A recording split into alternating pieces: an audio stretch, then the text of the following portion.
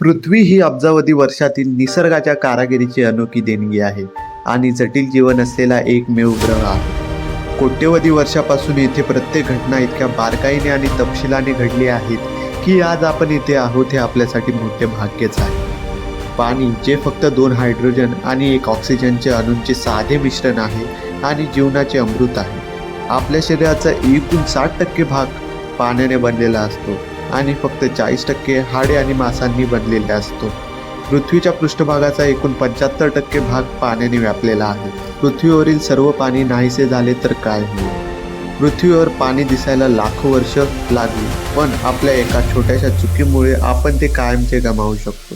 जर पृथ्वीवरील सर्वच पाणी नाहीसे झाले तर सर्वप्रथम आपण महासागरांचा अत्यंत खोलीपर्यंत पाहू शकू आणि अनेक नवीन प्रजाती देखील शोधू शकू. तुम्हाला कदाचित लॉच नेस मॉन्स्टरचा सामना करावा लागेल किंवा हरवलेले जग सापडेल, पण ही अनमोल वस्तू गमावणे किती नुकसानकारक असेल ते पाहूया बरं. तुम्ही सर्वजण असा विचार करत असाल की पाण्याशिवाय आपली पृथ्वी अंतराळातून सपाट दिसेल, कारण आपल्याला माहीत आहे की महासागरांचे खूप खोल आणि महासागर कोरडे झाल्यानंतर ही खोली आपल्याला दृश्यमान होईल. पृथ्वीचा बराचसा भाग समुद्राच्या पाण्याने व्यापलेला आहे आणि ते काहीही असले तरी हे समुद्र खूप खोल आहे. परंतु जर आपण महासागराच्या सर्वात खोल भागाची तुलना केली तर मारियाना ट्रेंच जो 11 किलोमीटर खोल आहे, पृथ्वीशी ज्याचा व्यास सुमारे 13,000 किलोमीटर आहे, मग आपल्या लक्षात येतं की ही खोली पृथ्वीच्या आकाराच्या तुलनेने काहीच नाही. पृथ्वीचे हे संपूर्ण जीवमंडल, जिथे सर्व महासागर, झाडे, वनस्पती आणि आपण सर्व राहतो, हे पृथ्वीपेक्षा पातळ आहे, संत्र्यांच्या सालीपेक्षा पातळ आहे. याचा अर्थ पृथ्वीवरील सर्व प्राणी नाहीसे झाले तरी त्याच्या आकारमानाला जवळजवळ कोणताही फरक पडणार नाही. जर आपण पृथ्वीवरील सर्व प्राणी एकाच ठिकाणी गोळा करू शकलो तर हे सर्व पाणी इतक्या लहान गोळ्याच्या आकारात येईल. तुम्ही लोक विचार करत असाल की इथे काही अडचण नाही, पण माझ्या मित्रांनो, मी तुम्हाला अजून समस्यांबद्दल सांगितलेच नाही. समुद्र आणि नद्यांशिवाय आपले भविष्य कायमचे कोरडे राहील. पृथ्वीवरील जीवनासाठी पाणी ही सर्वात महत्त्वाची गोष्ट आहे. याशिवाय पृथ्वी ही नरकासारखी होईल. शुक्र आणि मंगळ याची उत्तम उदाहरणे आहेत. शुक्र जो खरोखर जिवंत नरक आहे. आपल्या सूर्यमालेतील हा सर्वात उष्ण ग्रह आहे. त्यात कार्बन डायऑक्साईडचे दाट आणि घनदाट वातावरण आहे, जे सूर्याच्या किरणांना त्याच्या पृष्ठभागावरून परत येऊ देत नाही आणि यामुळे त्याच्या पृष्ठभागाचे तापमान जवळपास 462 अंश सेल्सिअस आहे. येथे आकाशात सल्फ्युरिक ॲसिडचे दाट ढग आहेत, ज्यामुळे नेहमी ॲसिड पाऊस पडतो. शुक्राची रचना आणि रचना जवळपास पृथ्वीसारखीच आहे. दोन्हीचा आकार आणि वस्तुमान जवळजवळ समान आहे आणि दोन्हीमधील घटकांचे गुणोत्तर देखील जवळजवळ समान आहे. या कारणास्तव याला पृथ्वीचा जुळा ग्रह असेही म्हणतात. नासाच्या पायनीर स्पेसक्राफ्टला व्हीनस म्हणतात. 8 ऑगस्ट 1978 रोजी प्रक्षेपित झालेल्या याने नासाला शुक्राच्या पृष्ठभागाच्या प्रतिमा पाठवल्या. याद्वारे शास्त्रज्ञांनी शुक्राच्या पृष्ठभागाचा अभ्यास केला. शुक्रावर एकेकाळी पृथ्वीसारखे पाणी होते आणि येथेही जीवनाची प्रक्रिया सुरू झाली होती, पण त्याची सद्यस्थिती पाहता यावर विश्वास ठेवणे फार कठीण आहे. शेवटी तिथे काय झाले? शुक्रावरील सर्व पाणी कुठे गेले?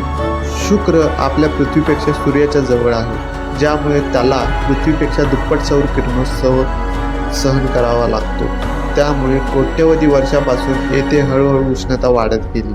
सूर्याकडून येणाऱ्या अतिनील किरणांनी त्याच्या पृष्ठभागावरील पाणी हायड्रोजन आणि ऑक्सिजनच्या घटकांमध्ये मोडले.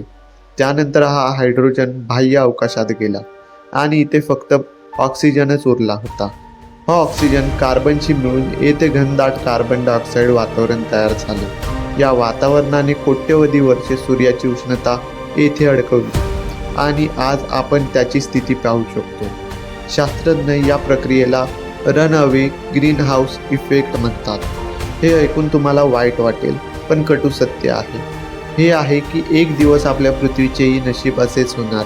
अब्जावधी वर्षानंतर जेव्हा सूर्याची उष्णता खूप वाढेल, तेव्हा आपल्या ग्रहाचे तापमान देखील अकल्पनीय पद्धतीने वाढेल आणि त्यामुळे पृथ्वीवरील सर्व पाण्याचे बाष्पीभवन होईल.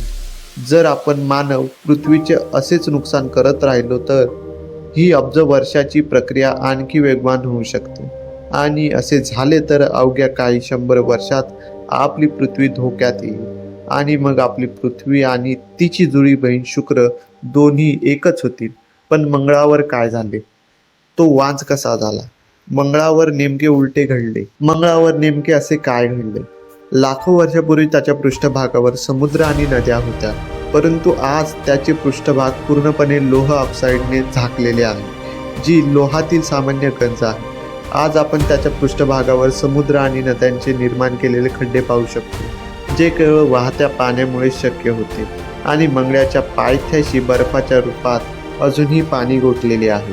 जर आपण तो गोठलेला बर्फ कसा तरी वितळवला तर मंगळाचा संपूर्ण पृष्ठभाग 21 मीटर जाडीच्या थराने व्यापू शकतो. परंतु अनेक वर्षापूर्वी येथे सुमारे 7 पट पाणी असायचे. शास्त्रज्ञांच्या मते मंगळाची शेवटची नदी सुमारे 2 लाख वर्षापूर्वी कोरडी पडली होती. त्यावेळी पृथ्वीवर आपण होमोसॅप आहोत. आपल्याला माहिती आहे की मंगळाचे स्वतःचे विद्युत चुंबकीय क्षेत्र नाही, ज्यामुळे तो सूर्याकडून येणाऱ्या सौर वाऱ्यापासून त्याचे वातावरण सुरक्षित करू शकला नाही. वातावरणाचा ऱ्हास झाल्यामुळे त्याच्या पृष्ठभागाचा दाबही हळूहळू कमी होत गेला आणि त्यामुळे सूर्याच्या उष्णतेमुळे येथील बहुतांश पाण्याचे वाफेत रूपांतर होऊन ते थेट अवकाशात गेले.